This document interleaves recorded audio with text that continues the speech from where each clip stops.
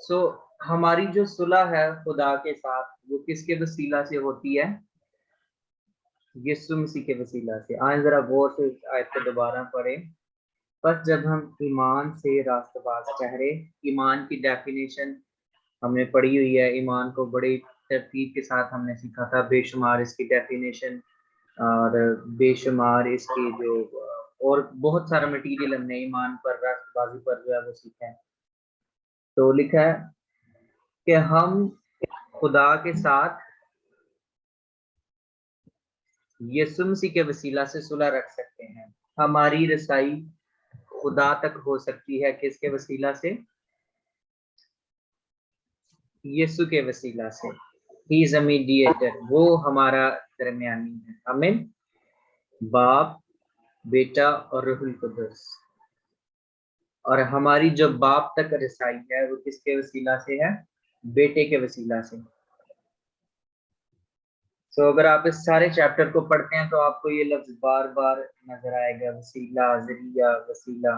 तकरीबन कमोबेश मैंने जो पॉइंट्स नोट किए हैं वो 10 ऐसे पॉइंट हैं जिसमें वसीला इस्तेमाल किया गया है कि यीशु मसीह के वसीला से, ईमान के वसीला से फजल तक रसाई हुई, खून के वसीला से, मौत के वसीला से, यीशु मसीह के फजल के तफैल के वसीला से। सो इस चैप्टर में वसीला जो है बहुत इस्तेमाल किया गया है, ठीक है, यानी मच मोर ग्रेस इस्तेमाल की गई है इस चैप्टर में। जैसे कि हमने पहली आयत में पढ़ा है, बिकॉज ऑफ जीसस हमारी यीशु, बिकॉज ऑफ जीसस हमारी खुदा तक रसाई है, हम खुदा को पहचान सकते हैं। अदरवाइज आपको पता है कि कोई शख्स खुदा को देख नहीं सकता था, कोई शख्स खुदा से बात नहीं कर सकता था, लेकिन थ्रू द जीसस क्राइस्ट अब वो पर्दा जो है वो फट गया है। आमीन।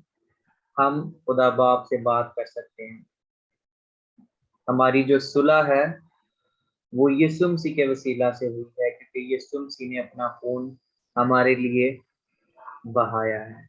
सो जब बाप हमें देखता है एज ए ह्यूमन बीइंग, हम इंसान इस लायक नहीं है कि वो खुदा के हजूर में जाए, लेकिन थ्रू द जीसस क्राइस्ट, यीशु मसीह के वसीला से बाप जो है वो हमको देखते हैं। हमें, हम अपने आप से खुदा के हजूर में नहीं जा सकते, क्योंकि इंसान जो है, तीसरे बाप की 10वीं आयत में लिखा है, कोई रास्तबाज नहीं, एक भी नहीं, कोई समझदार नहीं। तो जब कोई रास्तबाज नहीं है, कोई खुदा का तालिब नहीं है, सब गुमराह हैं, सब के सब निकम्मे हैं। तीसरे बाप, रोमियो तीसरे बाप की 10वीं आयत, 11वीं आयत में। तो सब जो है वो निकम्मे हैं, कोई भी नेकोकार नहीं है, सब गुनाहगार हैं। तो लिखा है कि खुदा जो है वो गुनाहगार को देखता ही नहीं है, ठीक है। लेकिन हमारी जो सुलह है वो किसके वसीला से है? Through the Jesus Christ. सो यीशु मसीह के वसीला से हमारी रसाई जो है वो बाप तक होती है। आमीन। आगे चलते हैं। जिसके वसीला से, ईमान के सबब से उस फजल तक हमारी रसाई दी हुई जिस पर कायम है, और खुदा के जलाल की उम्मीद पर फख्र करें। सो देखिए यहाँ पर पहली आयत में भी वसीला है और दूसरी आयत के शुरू में भी फिर वसीला है, ठीक है। जिसके वसीला से, ईमान के सबब से उस फजल तक हमारी रसाई है। फजल तक रसाई हुई किसके वसीला से? ईमान के वसीला से। तो इस जगह में भी वसीला, सोर्स जो है वो यूज किया गया, और सोर्स क्या है? फेथ, ठीक है। आगे चलते हैं। तो आप लिखते जाइए, यीशु के वसीला से खुदा के साथ सुलह, ईमान के वसीला से फजल तक रसाई। दूसरा पॉइंट है ये, यीशु के वसीला से खुदा के साथ सुलह। दूसरा पॉइंट, ईमान के वसीला से फजल तक रसाई हुई है हमें। तीसरा पॉइंट है रूहुल कुद्दुस के वसीला से। तो आए आगे पढ़ते हैं क्या लिखा है। और सिर्फ यही नहीं बल्कि मुसीबतों में भी फख्र करें, ये जान करके मुसीबत से सब्र पैदा होता है, और सब्र से पुख्तगी, और पुख्तगी से ईमान पैदा होता है, और उम्मीद से शर्मिंदगी हासिल नहीं, उम्मीद से शर्मिंदगी हासिल नहीं होती। इस उम्मीद का मतलब यानी यीशु मसीह है। उम्मीद से शर्मिंदगी, जितने भी यीशु मसीह पर ईमान लाते हैं वो कभी भी शर्मिंदा नहीं होते। जितने लोगों की उम्मीद यीशु मसीह पर है वो कभी भी शर्मिंदा नहीं होते, क्योंकि रूहुल कुद्दुस जो हमको बख्शा गया है उसके वसीला से। किसके वसीला से? रूहुल कुद्दुस के वसीला से। पहले हमने देखा है यीशु मसीह के वसीला से, फिर देखा है ईमान के वसीला से, अब रूहुल कुद्दुस के वसीला से। यहाँ तक सबको क्लियर है कि बार बार वसीला सोर्स जो है वो यूज हो रहा है। So number 1 Jesus, number 2 faith, number 3 Holy Spirit, Father Son and Holy Spirit. उसके वसीला से खुदा की मोहब्बत हमारे दिलों में डाली गई। सो रूहुल कुद्दुस का एक जो बड़ा काम है वो दिलों के अंदर मोहब्बत का है। आमीन। दिलों के अंदर मोहब्बत डालना है रूहुल कुद्दुस का एक सबसे बड़ा काम। अगर मैं मोहब्बत न रखूं तो ठंड चनाता पीतल और जन जनाती जान दी। अगर आपने किसी को पहचानना है कि इसके साथ खुदा काम कर रहा है या नहीं कर रहा, तो आपने सबसे पहले ये चेक करना है कि इसके अंदर मोहब्बत है या नहीं है। आमीन। कुछ बहुत सारे लोग मोहब्बत का ड्रामा भी करते हैं, मतबली मोहब्बत, फर्जी मोहब्बत, for the time being, for the limit. लेकिन यीशु मसीह ने ऐसी मोहब्बत रखी, उसने हमारे लिए अपनी जान तक दे दी। और वही जो सेम मोहब्बत है रूहुल कुद्दुस ने हमारे अंदर डाली है। लिखा है क्योंकि रूहुल कुद्दुस जो हमको बख्शा गया है उसके वसीला से खुदा की मोहब्बत। किसकी मोहब्बत? खुदा की मोहब्बत। Sometime we use this sentence, show them the love of God. खुदा की मोहब्बत जाहिर करें एक दूसरे पर। अगर कोई इस काबिल नहीं भी है तो उस पर मेहरबानी करें, उस पर मेहरबानी करें और उसको खुदा की मोहब्बत का एहसास दिलाएं कि यार ये मेरे काम तो ऐसे है नहीं, लेकिन ये फिर भी उसे पता है कि ये मुझे चूना लगा रहा है। अगले बंदे को पता है कि ये मुझे चूना लगा रहा है, लेकिन वो आपको खुदा की मोहब्बत शो करवा रहा है। क्या करवा रहा है? पिछले दिनों मैंने किसी को कुछ काम कहा तो उसने जो था मुझे स्लिप जो थी वो आगे पीछे करके दे दी। ठीक है, उसका जो बिल था वो आगे पीछे था, तो मुझे पता था कि ये बिल जो है वो ओरिजिनल नहीं है। खैर मैंने उसे कॉल नहीं की क्योंकि मुझे पता था कि ये स्लिप जो है वो ठीक नहीं है। ठीक है, सो मैंने उसे कुछ भी नहीं कहा। आई थिंक ये साथ पास्टर अमजद के भाई नदीम बैठे हुए हैं, राइट? नदीम अगर आप हो तो हाथ हिलाकर मुझे बताना। Okay, good. तो बात मोहब्बत पर चल रही थी। खैर मैंने उसे कुछ ना कहा, मैंने उसे खुदावंद की मोहब्बत जो हमारे अंदर है वो शो करवाई। मैंने उसे ये नहीं शो किया कि ये जो स्लिप है ये 2 नंबर है या आपने खुद से हाथ से लिखी हुई है। मैंने उसके साथ कोई बात नहीं की। I just leave it. That's Holi spirit का काम है। गौर से पढ़िए इस बात को। अगर आपको पता भी है कि इस बंदे ने गलती की है, ये गलत कर रहा है, आप फिर भी उससे मोहब्बत रखें। That's the love of God. ये क्या है?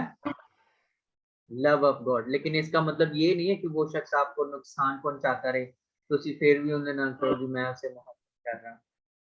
हमने अवॉइड भी करना है, अपने आप को भी अवॉइड करना है। ठीक है, बिल्ड भी करना है और बैटल भी लड़नी है। ठीक है, लड़ना भी है और तमीज भी जारी रखनी है। आगे चलते हैं।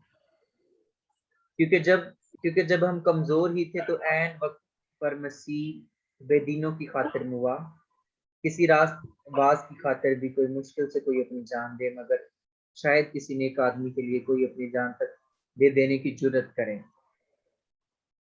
लेकिन जब आपके अंदर रुल कुदस होगा, खुदा की मोहब्बत होगी, तो रुल कुदस खुदा की मोहब्बत आपके अंदर दिलेरी पैदा करती है। और वही दिलेरी जो थी वो यीशु के अंदर पाई जाती थी। खुदा की मोहब्बत, रुल कुदस, अलूहियत की सारी ममूरी उसके अंदर पाई जाती थी, इसीलिए उसके अंदर जुर्रत थी और उसने कहा कौन है जो मुझ पर गुनाह साबित करता है। राइट, आगे चलते हैं। 8वीं आयत पर लिखा है, लेकिन खुदा अपनी मोहब्बत की खूबी हम पर यूं जाहिर करता है कि जब हम गुनहगार ही थे तो मसीह हमारी खातिर हुआ। बस जब हम उसके खून के बायस अब रास्तबाज ठहरे तो उसके वसीला से गज़ब-ए इलाही से जरूर ही बचेंगे। किसके वसीला से? दोबारा से आप नोट कर रहे हैं कि लफ्ज फिर दोबारा वसीला आ गया। 8वीं आयत में, 9वीं आयत में जो है फिर लफ्ज, बस जब हम उसके खून के बायस अब रास्तबाज ठहरे। किसके बायस से? उसके खून के बायस से, अपनी काविशों से नहीं, अपने रास्तबाजी के कामों से नहीं। अच्छा, कई बार मैं सोचता हूँ कि हमारे लिए तो फिदिया दे दिया गया, खून बहा दिया गया, लेकिन इबलीस को, शैतान को क्यों नहीं माफ कर दिया गया? आदम को क्यों नहीं माफ किया गया? आदम को माफ किया गया, लेकिन शैतान को क्यों नहीं माफ किया गया? कोई बता सकता है?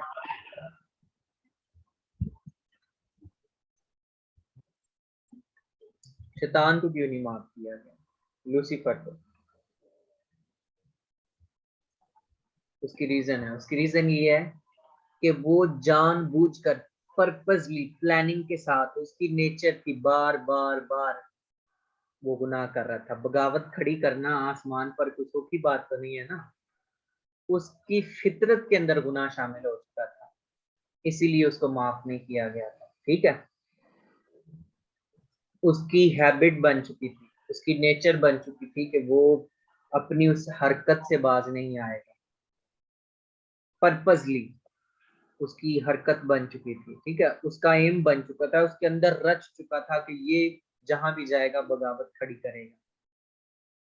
ठीक है, आप देख लें कि वो आसमान पर था, उसने बगावत खड़ी की, नीचे आया, नीचे आकर मियां बीवी में उसने जुदाई डाल दी, है ना। सो जिधर भी जा रहा है वो बगावत ही खड़ी कर रहा है और जुदाई डाल रहा है। उसकी नेचर ऐसी थी, उसका करेक्टर ऐसी ऐसा बन गया था, पर्पसली, हैबिचुअली वो ऐसा कर रहा था। ठीक है, इसी वजह से उसके लिए माफी देंगे। माफी तो उसके लिए है ना, जिंदगी को भूल चुको है, राइट, जो कभी कभार करता हो और अपनी गलती का मान भी ले, अपनी गलती का इकरार करे, और अगर कोई माने भी ना और आगे से दे दे, तो उसका हल क्या है? उसका हल तो यही है ना, उसको तो फिर अदालत में खींचा जाएगा, उसको पूछा जाएगा कि भाई तुम्हें क्या प्रॉब्लम। तो सेम यही चीज थी, आदम को माफ कर दिया गया। ठीक है, लेकिन उसको माफ इसलिए नहीं किया गया क्योंकि वो पर्पसली ये कर रहा था सब कुछ एक प्लानिंग के तहत और बार बार कर रहा था, राइट।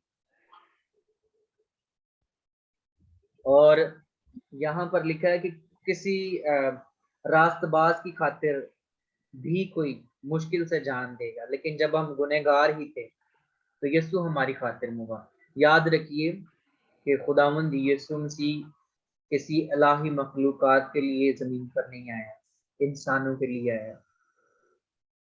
फरिश्ते ने गुनाह किया तो कोई बड़ा मसला नहीं बना, सिंपल, नीचे गिरा दिया गया, उसकी सारी टीम को नीचे गिरा दिया गया। ठीक है जी, लेकिन जब इंसान से गुनाह हुआ तो खुदा खुद नीचे आ गया। आमीन, यीशु मसीह खुद नीचे आ गया ताकि वो अपनी जान दे, और उसके वसीला से, ठीक है जी, उसके खून के वसीला से। 9वीं आयत में लिख ले पॉइंट, खून के वसीला से, उसके खून के वसीला से हम जो है वो रास्तबाज ठहरेंगे। ओके, 10वीं आयत पर हम चलते हैं। गज़ब इलाही से जरूर ही बचेंगे, उसके खून के वसीला से गज़ब इलाही से जरूर ही बचेंगे। आपको याद होगा पुराने नामे में उन्होंने मूसा के दौर में खून लगाया और वो बच गए। अब यहाँ पर गज़ब इलाही से मुराद क्या है? इसमें दो नजरियात पाए जाते हैं। एक तो ये नजरिया है कि जब 7 साल मुसीबतों का दौर शुरू होगा तो रास्तबाज जो हैं वो इस जगह पर नहीं होंगे, जमीन पर नहीं होंगे, वो हवा में उड़कर जो है वो पहले ही उठा लिए जाएंगे। ठीक है, रैप्चर हो जाएगा। एक नजरिया ये है कि रास्तबाज जो हैं वो भी जमीन पर ही होंगे और इन 7 साल जो ट्रबल पीरियड है उसमें से गुजरेंगे। लेकिन अगर ऐसा है तो मैं नहीं समझता कि फिर यीशु मसीह के जमीन पर आने का कोई फायदा था, अगर रास्तबाजों ने ही उस 7 साल पीरियड में से गुजरना है। ये जो है उन लोगों के लिए है जो बाकी बच जाएंगे, लेकिन उन दिनों में भी मुनादी की जाएगी। आफ्टर 7 के आखिरी अयाम में ही सिस्टम थोड़ा बहुत जो है वो शुरू होगा। और फिर भी खुदावंद आपको मौका देगा कि अभी भी आप वापस आ जाए। आगे चलते हैं, क्योंकि जब बावजूद दुश्मन होने के खुदा से उसके बेटे की मौत के वसीला से, किसके वसीला से? पहले खून के वसीला से है, अब 10वीं आयत में उसकी मौत के वसीला से, क्योंकि बावजूद दुश्मन होने के खुदा से उसके बेटे की मौत के वसीला से हमारा मेल हो गया, तो मेल होने के बाद हम उसकी जिंदगी के सबब से जरूर ही बचेंगे, जिंदगी से जरूर ही बचेंगे। ये देखें 2 बार जो है लफ्ज़ जरूर आया, ऊपर वाली आयत में भी और नीचे वाली आयत में भी जरूर, यानी कंफर्म की गई है बात को, इस बात को कंफर्म किया गया है, राइट। फिर आगे 11वीं आयत पर चलते हैं। और सिर्फ ये नहीं बल्कि अपने खुदा यीशु मसीह के फैल से जिसके वसीला से अब हमारा खुदा के साथ मेल हो गया, खुदा पर फख्र भी करते हैं, राइट। खुदा से क्या हो गया? मेल हो गया यीशु के वसीला से। तो आज हमने देखा है 4-5 किस्म के वसीलों का हमने जिक्र किया। नेक्स्ट क्लास में भी हम वसीलों के जो वसीला लफ्ज है इसको कंटिन्यू रखेंगे, क्योंकि ये सारा चैप्टर ही इसी पर है, सोर्स पर है, वसीला लफ्ज जो है फजल पर है, और जरूर ही कंफर्मेशन है, ठीक है। मच मोर ग्रेस, इस चैप्टर का जो थीम था वो था मच मोर ग्रेस। और आगे फजल है, फजल भी काफी बार बयान किया गया है, और कंफर्मेशन दी गई है जरूर, और फख्र भी लफ्ज जो है वो काफी बार आया। So let's study together. आप इसको दोबारा से घर जाकर पढ़िएगा। अभी हमने देखा है खुदा के वसीला से, यीशु के वसीला से खुदा के साथ हमारी सुलह हो गई है, पहला पॉइंट हमने देखा है। दूसरा पॉइंट हमने देखा है ईमान के वसीला से फजल तक रसाई। तीसरा पॉइंट है रूल कुदस के वसीला से खुदा से मोहब्बत। चौथा पॉइंट है खुदा के वसीला से रास्तबाज ठहराए गए हैं। और पांचवा है गज़बे लाही से बचाए गए हैं यीशु के वसीला से। और फिर मौत से बचाए गए हैं खुदा के बेटे के वसीला से। तो ये 4-5-6 जो हैं हमने पढ़े हैं अभी, बाकी और भी हैं, बाकी चीजें हम नेक्स्ट क्लास में कवर करेंगे। लेकिन इससे पहले मैं ये कहना चाहता हूँ कि अगर आपने अपना होमवर्क और वो पिछला टेस्ट नहीं करवाया तो मैं नेक्स्ट क्लास तब तक नहीं लूंगा, क्योंकि ये 5 चैप्टर पूरे हो गए हैं और 5 चैप्टर का टेस्ट भी मैं देना चाहता हूँ। लेकिन जब तक आप इस टेस्ट को क्लियर नहीं करेंगे मैं आगे नहीं चलूंगा, ठीक है। और ताकि मुझे पता चले कि जो कुछ हम पढ़ा रहे हैं, जो कुछ भी हमने सीखा है, वो थोड़ा है, वो ज्यादा है, वो जितना भी है, लेकिन ये जो नोट्स हम पढ़ रहे हैं ये खुदा के फजल से एक लेवल पर हैं, ठीक है। तो मुझे आप लोगों के लेवल्स का अभी तक नहीं पता, क्योंकि आपने कभी किसी टेस्ट को वापस या पेपर को मुझ तक वापस नहीं पहुंचाया। तो ये गुजारिश है आपके लीडर से, जो भी लीड कर रहा है टीम को, प्लीज़ इस पर थोड़ी सी तवज्जो दें और अपनी अटेंडेंस को भी क्लियर करें। So thank you so much, God bless you. अगर कोई बात आप पूछना चाहते हैं तो प्लीज़।